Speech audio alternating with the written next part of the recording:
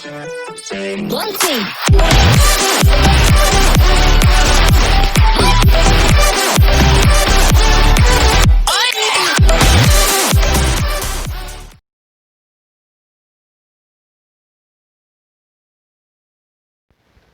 Assalamualaikum warahmatullahi wabarakatuh. Ketemu lagi di ASD TV, di mana kita akan membahas materi fisika kelas 10, yaitu tentang vektor.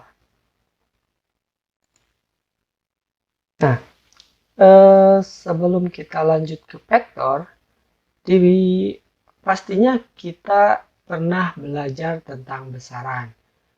Kalau dulu itu besaran itu dibagi menjadi dua, ada besaran pokok, ada besaran turunan.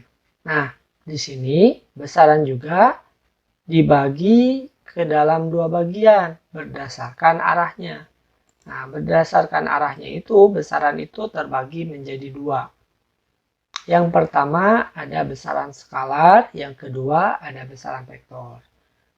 Nah, apa itu besaran skalar? Nah, kita bisa lihat di sini, besaran skalar itu merupakan besaran yang hanya memiliki nilai saja. Contohnya seperti massa, waktu, dan suhu.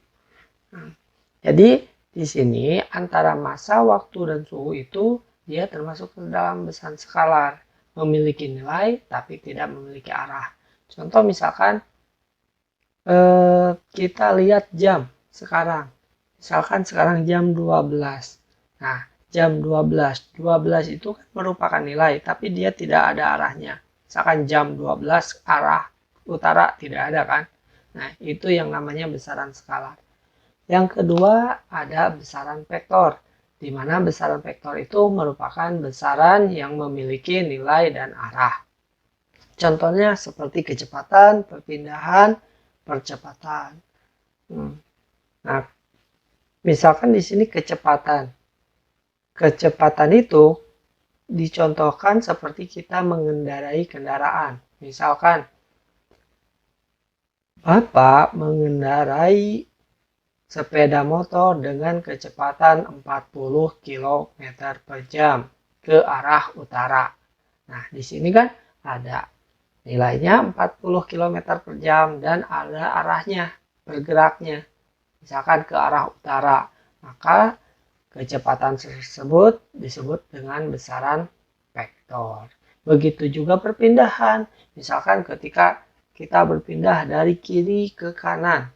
Nah, itu kan ada perpindahan, ada arahnya. Ada berpindah dari arah kiri ke arah kanan.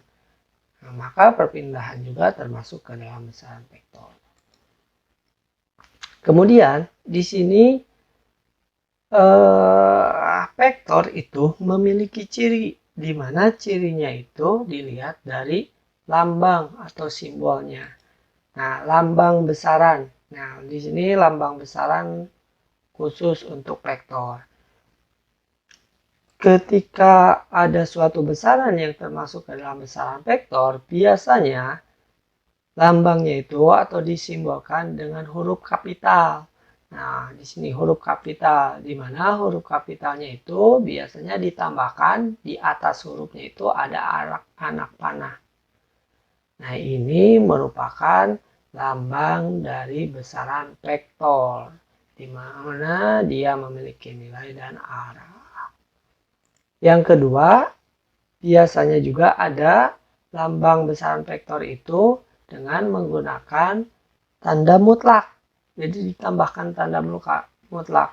Bukan hanya huruf kapital ditambah anak panah, tapi dia ada di dalam tanda mutlak.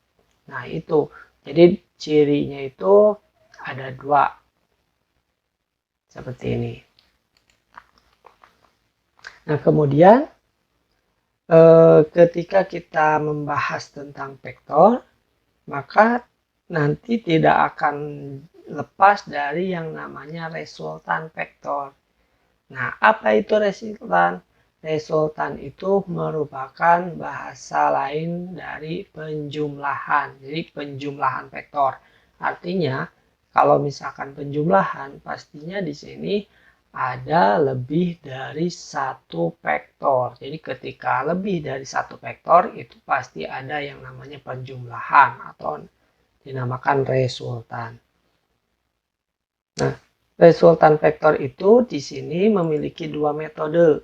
Ada metode geometris, ada metode analitis. Apa bedanya antara geometris dengan analitis? Kalau misalkan metode geometris itu metode penjumlahan vektor secara gambaran. Jadi digambarkan penjumlahan vektor secara gambarnya, geometris, gambaran. Nah, kalau misalkan untuk analitis, kalau untuk metode analitis ini metode ini masuk ke dalam perhitungan, jadi menghitung, menjumlahkan dengan cara angka-angka. Nah itu, jadi kalau misalkan geometris itu ketika digambarkan, kalau geometris itu dihitung, atau analisis itu dihitung. Geometris digambarkan, analisis dihitung. Nah, untuk kali ini kita bahas dulu metode geometris. Nah, untuk metode geometris di sini juga dia dibagi menjadi tiga cara atau tiga metode. Nah, misalkan di sini Bapak memiliki dua vektor. Ada vektor A arahnya miring ke atas, miring ke atas sebelah kanan. Vektor kedua itu vektor B. Vektor B arahnya ke sebelah kanan. Lurus, horizontal. Jadi ada dua vektor, ada vektor A, ada vektor B. Nah, metode geometris yang pertama itu ada metode segitiga. Nah, metode segitiga ini biasanya digunakan untuk dua vektor. Jadi kalau misalkan ada dua vektor, cara menjumlahkan secara geometris itu yang pertama ada metode segitiga. Nah, caranya bagaimana? Nah, untuk metode geometri atau untuk metode segitiga itu cukup mudah. Yang pertama, kita gambarkan dulu satu vektor. Misalkan di sini kita gambarkan vektor A dulu. Jadi vektor A sesuai arahnya kemana? Kita gambarkan vektor A. Nah, setelah kita gambarkan vektor A, dilanjutkan menggambar vektor B. Nah, dimulainya dari mana? Dimulainya itu dari kepala vektor A. Dari sini kita gambarkan. Jadi berlanjut antara vektor A dan B itu digambarkan secara berlanjut sesuai dengan arahnya. Kalau misalkan vektor B arahnya ke kanan, maka kita gambarkan ke arah kanan. Nah, sesudah seperti ini, kita tinggal cari hasil penjumlahannya. Nah, hasil penjumlahannya itu atau resultannya itu kita tarik garis dari titik awal menuju titik akhir. Kita tarik garis. Nah, ini dari titik awal ke titik akhir ini merupakan hasil penjumlahan vektor menggunakan metode segitiga, yaitu vektor A ditambah vektor B. Metode yang kedua yaitu ada yang namanya metode jajar genjang. Jadi cara menggambarkannya itu ada metode jajar genjang. Sama, ini juga digunakan ketika ada dua vektor. Nah, berbeda dengan metode segitiga, untuk metode jajar genjang kita gambarkan satu vektor. Misalkan dari titik awal dari sini kita gambarkan vektor A. Nah, untuk vektor B, kalau misalkan tadi kita lanjutkan dari kepala vektor A berlanjut, nah kalau untuk jajar genjang itu kita gambarkan vektor B-nya itu dari titik awal yang sama. Nah, misalnya dari sini. Jadi dari titik awal yang sama. Sehingga arahnya itu seperti ini, vektor A ke atas miring ke kanan. Kalau vektor B vertikal ke sebelah, horizontal ke sebelah kanan.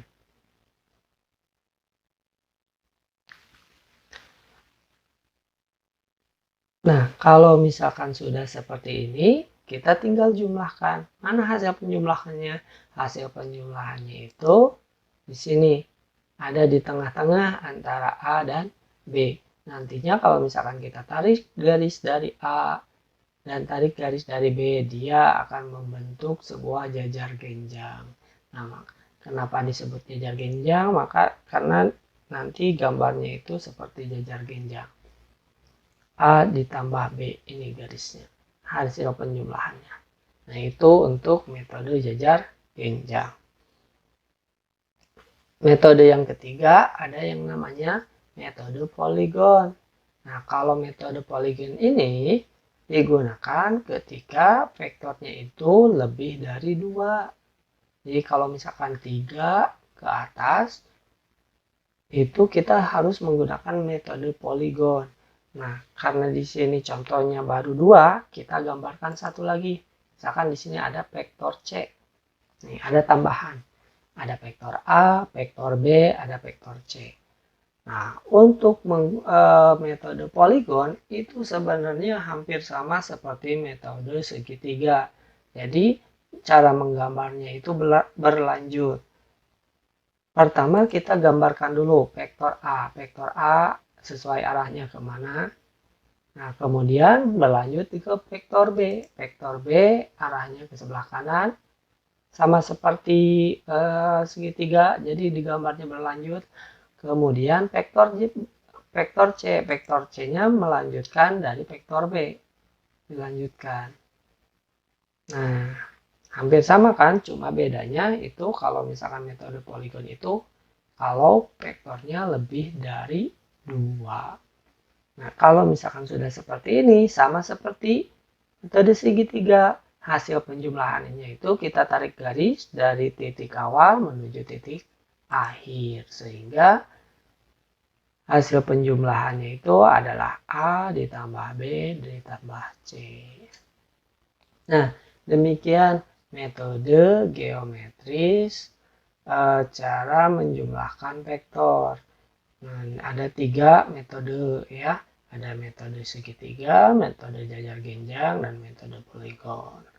Nah, untuk kali ini mungkin pembelajaran vektornya hanya sampai metode geometris dulu. Untuk pertemuan selanjutnya nanti kita lanjutkan ke metode analitis.